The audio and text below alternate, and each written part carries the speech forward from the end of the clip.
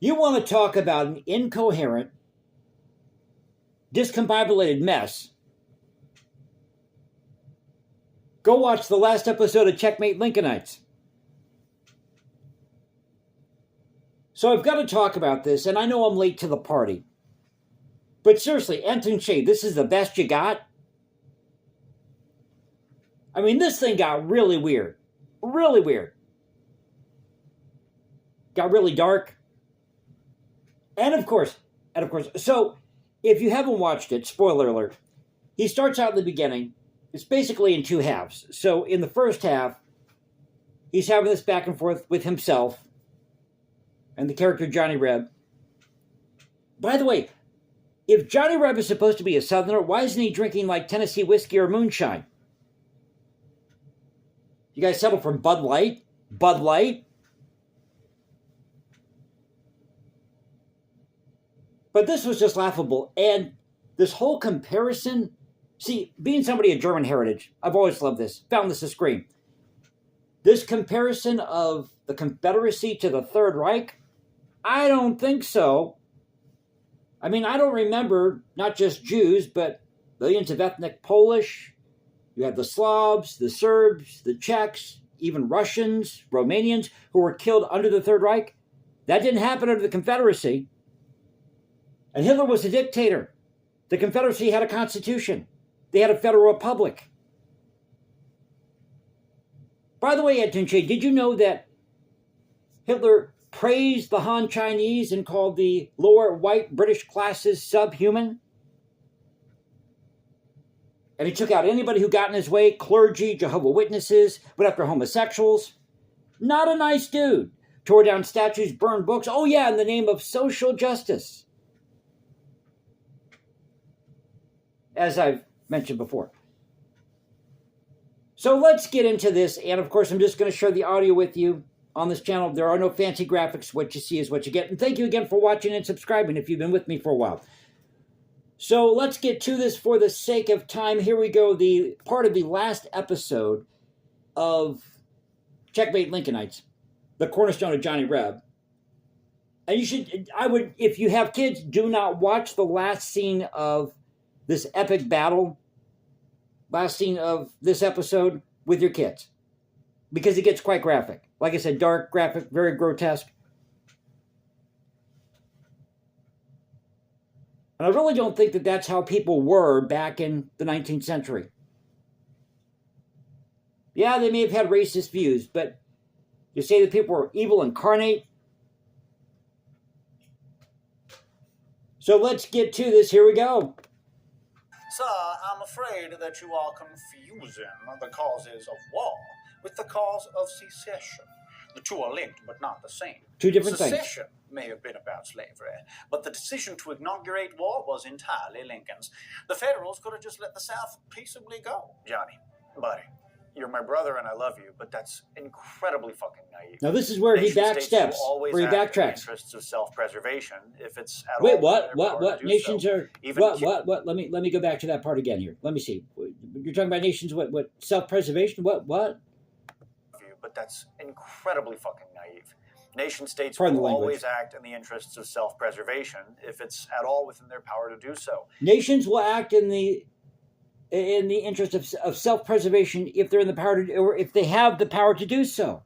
Oh, you mean like the 13 colonies that broke away from Great Britain and declared themselves as 13 independent and sovereign states?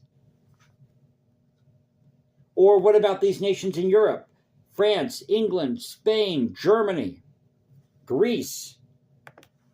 Even cute, cuddly democratic ones with inspiring quotes about liberty and justice. Have you had your cute, cuddly democratic nation today? It doesn't have to be that way. I'm with you, man. Call the UN. Look, I'm not trying to make a moral judgment about it or be cynical. No, call NATO. Here, but that's kind of just the way the cookie crumbles. And when you look at the circumstances of the secession That's the way crisis, the cookie it's crumbles. hard to imagine Lincoln acting in any other Looks way. more like your cornerstone of Johnny Reb's crumbling in this video. Was a truly existential threat to the federal government. How is the South seceding a threat to the federal government? You know, Lincoln said his whole purpose was to save the Union, preserve the Union. Well, matter if these states had left, which they did, the Union was still preserved. It was still preserved. You could have had 30 states go in 1860, 1861, and you still would have this thing called the United States, and it still would have been some type of union, just with far fewer states. Prominent Confederates were very open about their plans to eclipse the United States as a continental power. So what? Was such a severe blow to national pride, such an egregious... Well, we're not a nation, we're a federal republic. The federal government's efficacy and credibility that it demanded an equally drastic response. But there were people at the time, North and South, who criticized Lincoln's call for troops and believed that the whole thing could and be that resolved was an peacefully. act of aggression, sending 75,000 troops down to the South. And without the benefit of hindsight. Hindsight. Hindsight, is that a gay word?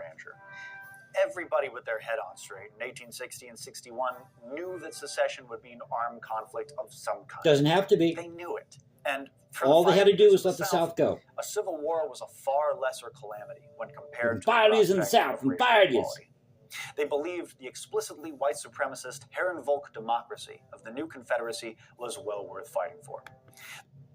I think there were 10 other issues going on besides white supremacy, and that really wasn't even in the CSA Constitution.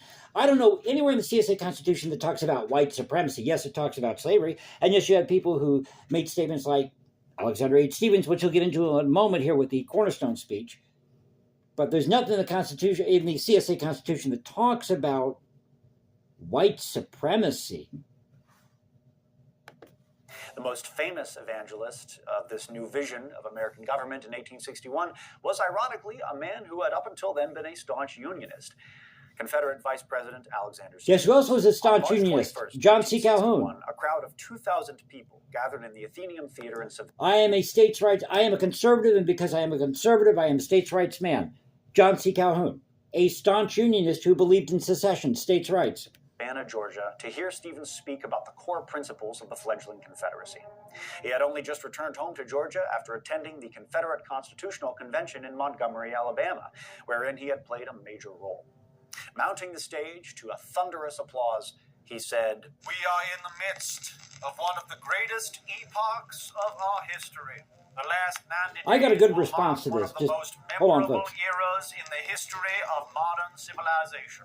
Many governments have been founded on the principles of subordination and serfdom of certain classes of the same race. Such were and are in violation of nature's laws. Our system commits no such violation. With us, the white race, however high or low, rich or poor, are equal in the eyes of the law.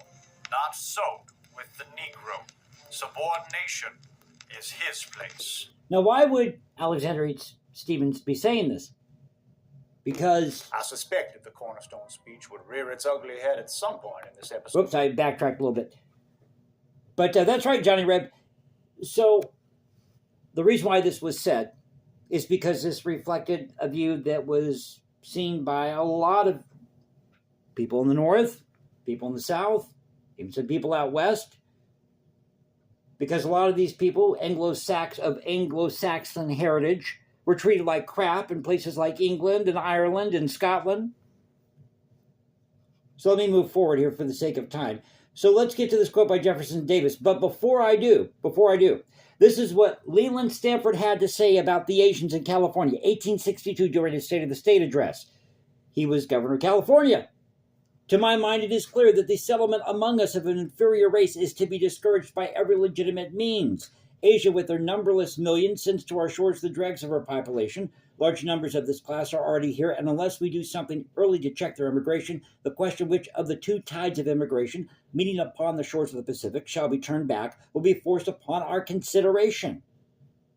Leland Stanford, this is in California. Is the state of California a lost cause? Well, some might say that now. Mussolini, in the 1920s, Mussolini called the Slavic people, especially Serbs, he called them barbaric, basically subhuman. But we'll get to what Jefferson Davis said here in a moment. So getting back to the video. Episode. Are you going to conveniently leave out the part where Stephens talks about tariffs? Yeah, he's got a few tariff singers in there, which is also kind of ironic because he was in favor of protectionism for most of his political career. Like we've talked about before, protectionist tariffs didn't do the South any favors. Well, of Doesn't change course, the fact as that slavery was the things reason change for economically, secession. people's Yeah, views but all that change about racist stuff was economics, just like about tariffs, Alexander Stevens' taxes. opinion, man. It's not like he was speaking for every Confederate. It was ever. like his opinion, man. How is this an outlying opinion after all the other quotes that I've just shown you? And guess what, Anthony Che? They had that similar view in the North. But what you Yankees fail to mention was Free that the soil Cornerstone for free speakers white men in the vice Western Territories. president did not have prepared remarks that evening. No, but he had given near identical speeches a number of times in the weeks prior, namely in Atlanta and Augusta. So we went over that. Let's go to this next quote here the general welfare with Jefferson or ensure Davis. domestic tranquility, but to awaken the bitterest hatred against the citizens. Who, by the way, said, "We are not fighting for slavery. We're fighting for independence. It is that or extinction we will have." Jefferson Davis, President of the Confederacy. Of sister states Now, I couldn't find this particular violent quote here. denunciations of their institutions in moral and social condition. The African slaves have been elevated from brutal savages into docile, intelligent, and civilized agricultural laborers, and supplied not only with bodily comforts, but with careful religious instruction. So let's go to the actual quote with that. Now, before I do, here's another one for you about the Irish. This is in the mid-19th century. Charles Kingsley, "I am haunted by the human chimpanzees I saw in Ireland. To see white chimpanzees is dreadful. If they were black, one would not feel it so much." They are portraying the Irish as drunken monkeys on posters. This is in the mid-19th century. They had the same sentiment about the Chinese, later about the Italians. So here's the actual quote. I'm just going to end with this for you for the sake of time. This is the actual quote, or probably excerpt from this address, which in those days it was written down. Presidents really didn't address Congress in person. That really didn't happen until the Wilson administration. We had the State of the Union address, pardon me. But it says here, under the mild and genial climate of these southern states and the increasing care and attention for the well-being and comfort of the laboring class, dictated alike by interest in humanity, the African slaves have augmented in number from about 600,000 at the date of the adoption of the Constitutional Compact, the U.S. Constitution, founding the United States, to upward of 4 million.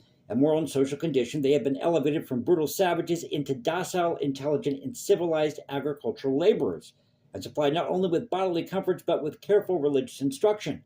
Under the supervision of a superior race, their labor had been so directed as not only to allow a gradual and marked amelioration of their own condition, but to convert hundreds of thousands of square miles of the wilderness into cultivated lands covered with a prosperous people. So Jefferson Davis was just bringing the same viewpoint, the same ideas that people in the North had, that people in Europe had about the lower British classes. They thought that indentured servitude was good for people on the lower end of the economic ladder, people who weren't as well educated, who were illiterate. They thought the same thing about workhouses. Unfortunately, that's what people believed. This is the 19th century. We got to stop looking at things in the terms of the 21st century. You got to look at things in the context of what was going on in the 19th century. Doesn't mean these people were saints. But to compare the Confederacy to the Third Reich, I don't think so. So tell me what you think in the comments section below. Hope you enjoyed the video. If you did, you can follow me at Instagram. Like I said, leave a comment. But follow me at Instagram, Jason197711. Go to Substack. You can also find me at X, Culture Confederacy, at Culture Confed1 on X. This is the Culture Confederacy saying peace out. Keep up the culture. Stay safe, everybody, and I'll catch you next time. Take care.